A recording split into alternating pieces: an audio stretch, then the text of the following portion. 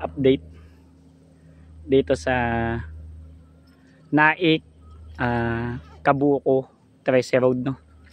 So ito, yung may kalsada na yan ay Palanggi 3. O ilabas niya na yung Palanggi is part ng Naik, and then dito sa kinatatayuan ko, ito ay Barangay Kabuko 13. So yun. So ito yung ginagawang tulay. So shortcut na to ng mga taga-Indang going to Kapitolyo ng 13. So ito na yung ginagawa. So somehow may kalsada na to. Alam ko hindi pa masyadong tapos yung kalsada niyan hanggang doon sa may kabila. May road close din yan. Tapos sabi ng mga tropa ko, pwede daw motor dumaan. So bababa ka dito. Yung nga lang makapal alikabok. Ito, doon ko lalabas. Yan yung daanan na yan.